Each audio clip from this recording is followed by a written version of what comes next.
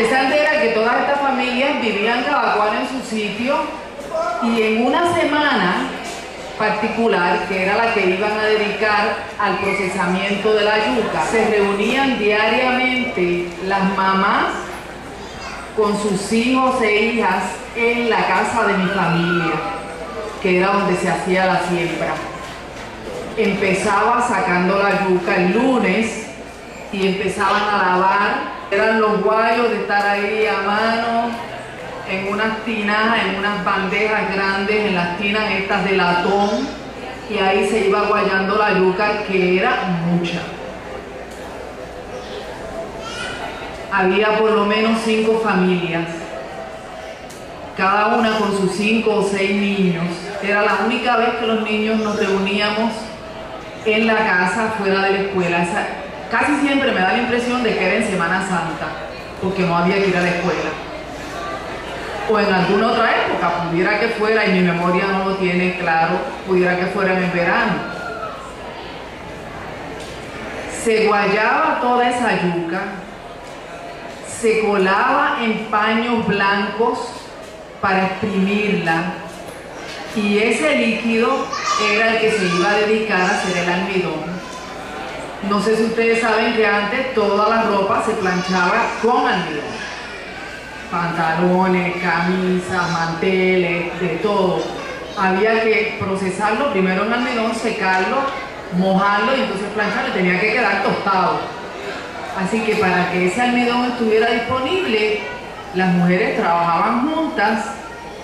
Todo ese líquido que se le sacaba a la yuca se echaba en un barril de madera que teníamos en la quebrada.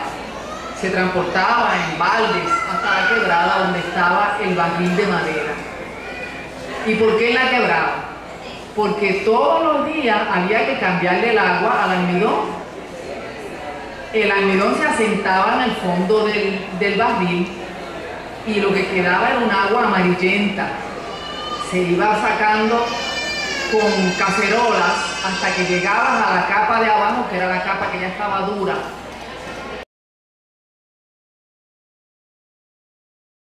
Esto es un experimento que cualquiera puede hacer en su casa. Guaya un pedacito de yuca y lo echa en un vaso con agua y va a ver cómo el almidón se asienta en el fondo y lo que queda arriba es un agua que va amarillenta al principio.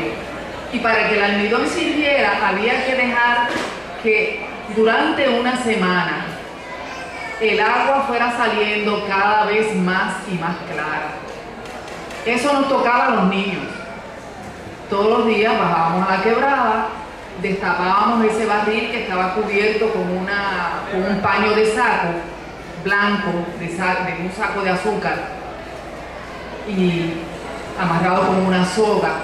O encima le ponían una tabla y una piedra para que no se volara el saco y nadie tampoco lo manejara.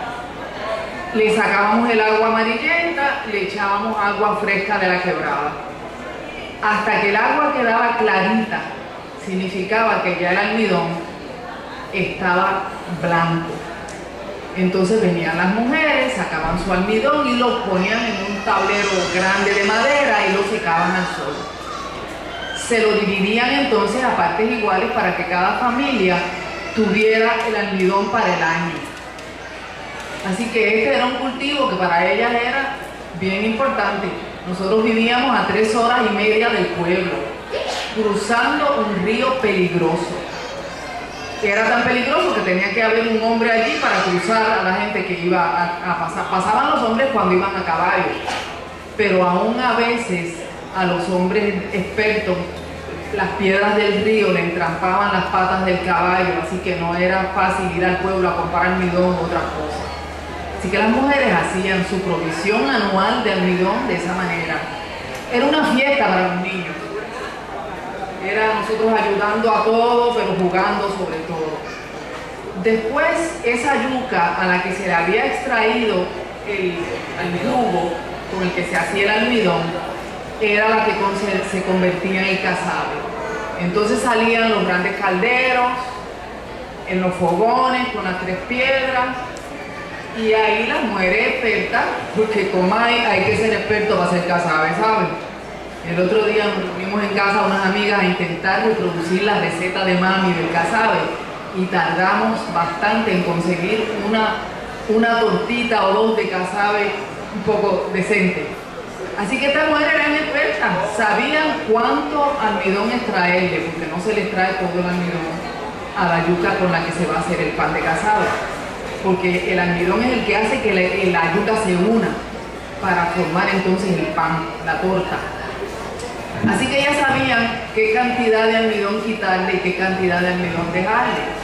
Si le dejas mucho almidón, te empachas con ese casabe. Si le dejas muy poco almidón, no se pega. El fuego tiene que ser exacto para que no se te queme, porque la torta tiene, cuando le echas la yuca que está pulverizada al haberla guayado, tienes que irla apisonando con una cuchara grande, procurando que una el caldero calentado al justo caliente, ni más ni menos.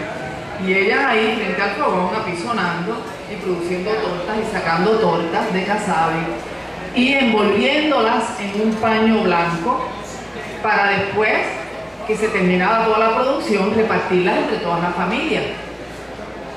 Y ese casabe nos duraba hacer el pan como de una semana y se guardaba.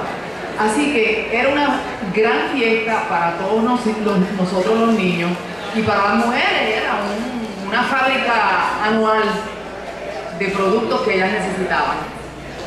Y se continuaba año tras año. Se volvía a sembrar, saben que la yuca se siembra como en forma de palito, entonces la semilla de la yuca es el tallo partido en palito. Así que se conservaba ese tallo ahí para volverlo a sembrar para el año que viene, el mismo proceso, la misma reunión de familias del barrio, la misma algarabía de los niños, el gozo del casabe.